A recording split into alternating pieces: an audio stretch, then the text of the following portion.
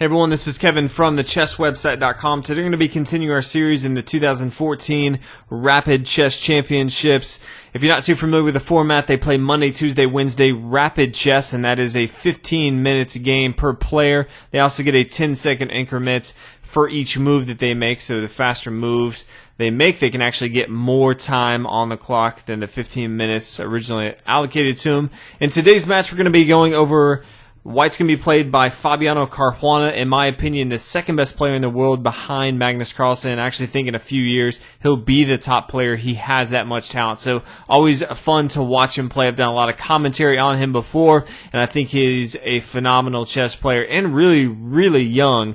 His opponent's going to be Viktor Bologan, a very, very established player as well. So we'll go ahead and get into it. White starts with pawn to e4. Always love the aggressive lines. And then pawn to g6. Actually picked this opening one because I'm just a big Caruana fan, but I also just don't see the modern defense very often from black, so I thought I'd actually do a video since we saw this defense. Pawn here to g6.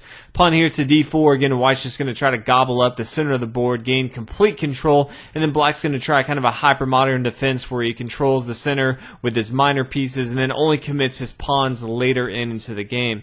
White's also going to try to choke his opponent a little bit as far as gaining a lot of space and not allowing his opponent to really counterattack in the center of the board. We now see pawn here to, or bishop here to g7, fianchettoing on the king side, getting ready to castle very quickly. Knight here to c3. Pawn here to c6. Kind of interesting move, but getting ready to push forward with pawn here to d7. Bishop to e3. Opening up the possibility for White to actually castle on the queen side. Blitz and rapid chess, you see, in my opinion, a lot more castling on the queen side. It's a lot more aggressive. Usually your opponents are castling on the king side, so you can go ahead and castle on the queen side and then throw all your pieces and your pawns at your opponent on the king side. It does extremely well in very fast chess and in longer games where your opponent has a lot more time to strategize. You just don't see it as much. Usually both sides are always castling on the king side. Black now gets his queen involved to the game with b6, threatening both his pawn here on d4 and the pawn here on b2. So rook over here to b1, not really any other option on board. Knight to f6. Pawn here to h3. Wants to make sure that he kind of stops this knight here to g4. It is kind of an awkward move in this particular opening. Castle on the king side, knight to f3. Getting ready to castle on the king side now. He has that option. He's no longer going to be castling on the queen side, although he may have wanted to. But since he was kind of forced to bring his rook over here to b1, he's not going to be doing that in this particular game. Pawn here to d5. We kind of look at it. Black is kind of cramped in this position, so he has to do something. He right now can't get his knight involved to either c6 or d7, so he needs to get this pawn involved. D5 does a couple things, but one thing it does is it allows Fabiano to actually push forward, completely forget about it, and since these pawns are kind of pointed toward the king side from Black, that's really where White's going to be focusing a lot of his time right here.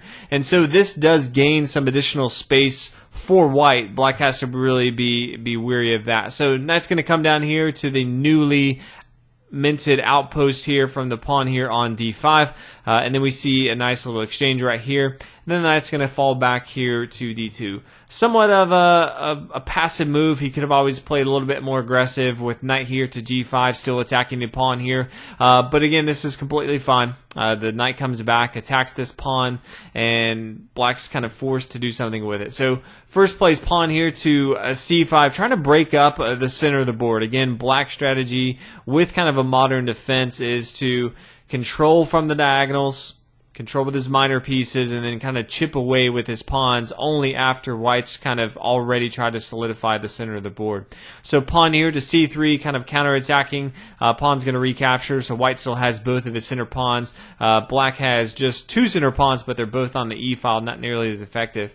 Pawn here to f5, solidifying this pawn here on e4. I think it makes way more sense to take here on f6. This is called en passant. This is not some made-up move that I just came up with. You can look it up if you think that move was illegal. But in the particular game, decided to go with the non-en passant move of just pawn here to g3. Doesn't want his opponent to come down here to f4 and so again that kind of stops that right here. King over here to h8, because this square here on f7 is kind of pushed forward. It's very aggressive, but he does have to be aware that white can now be developing with bishop here to c4, threatening the king, and so he just doesn't want to have to worry about that at all. Pawn here to h4. White now has the possibility of not even castling at all. He recognizes that his opponent's kind of in a corner, and he can just start to push up all of his pieces and never worry about castling at all. Pawn here to h6, trying to stop some of the threats of white pushing forward a little bit too much. Knight here to c4, getting involved into the action. Again, it was pretty passive back here on d2. Wasn't doing a whole heck of a lot. Now attacking the queen. The queen comes back here to d8. Queen to d2, getting it more involved into the game. King to h7, not doing too much, but he does need another defender possibly on the square here on h6. Rook swing over here to d1, more of a centralized square. Your rooks always belong behind your pawns in the center of the board or in semi-open files like this c file, but decided it was more important to bring his rook behind this queen here on d2. Black's now going to centralize his queen with queen to d5. The knight's going to come back here. Knight to c6. Again, Black's getting a little bit of momentum here, getting his pieces involved into the center of the board. Bishop here to c4 kind of stops that. The knight back here is actually allowing this bishop to develop with tempo here. The queen is forced to move. White now decides to go ahead and castle on the king side. So he said, you know, I don't want my pieces being pinned down too much. I do have some safety, although there is a little bit of air over here in front of the king, but my opponent only has one knight, so it's going to be somewhat difficult for him to kind of slip in here. Also, there's a lot of pawns here stopping that, so he thought it was somewhat safe to go ahead and castle on the king side. Black decides to go ahead and exchange off pieces, and again, anytime you're playing someone at the caliber of Fabiano, I think it is good to exchange off some of the more powerful pieces on board. Now, the interesting move in the game is pawn here to e6, and it kind of opens up the door for Fabiano to play a really, really good move, and that's knight here to b5. Now, he had his knight here on a3. It wasn't doing too much. His knight was on the rim. You know, a knight on the rim is grim, but he was going to be getting involved anyway, but knight to b5 is just all of a sudden just detrimental to black. We now see knight here to c7 threatening both this pawn and this rook, because the bishop's also attacking his pawn here on c6. It's going to be very difficult for black to kind of hold on to that. If the knight comes up here to c7, the rook comes to f7, trying to stop the attack on that square. But knight here to d6, great little outpost from this pawn here on e5. It's going to be somewhat difficult and tricky for black to kind of get this knight off of this outpost. And again, it's attacking this rook here on f7. The rook is forced to move. Black's pretty much in defense mode. This light square bishop is not involved into the action at all. The rook over here on a8 can't do anything at all. This dark square bishop is kind of blocked off. We see white with a pretty active game plan right here. He has a very active knight here on d6. His light square bishop is much more involved than his opponent. Both of his rooks can easily get involved. Neither of them are on defense duty. So, you know, Caruana definitely has the upper hand in this particular situation. We now have the rook swing over here to c1. Again, those open files really where you want your rooks. Pawn here to a6. Bishop back here to b3, kind of a safer square. Rook to b8. It's not doing too much, but again, black just doesn't have a whole lot of options. He definitely doesn't have anything very aggressive. Pawn here to g4. White's pretty much saying that he can go ahead and just blow up the king side of the board. He's not too worried about his opponent's position.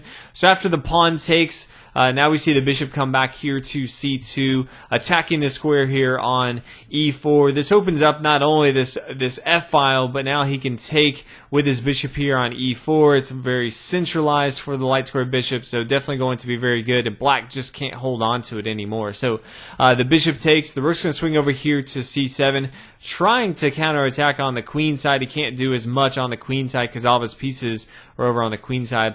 Knight to e8, attacking both of these pieces. The rook's going to have to move. He now brings it back to this nice little outpost here on f6. Now black decides, hey, I just don't want to deal with that anymore, and my dark square bishop wasn't doing a whole heck of a lot anymore, but the pawn takes, and all of a sudden it's a passed pawn, and it's going to be very difficult for black to deal with the rest of the game. It is attacking this rook right here. It comes back to f7, and all of a sudden it's on defense duty once again. Now the bishop's going to come here to f4, attacking this rook, but after the rook moves, because again we talked about coming to b8, didn't do a whole heck of a lot anyway.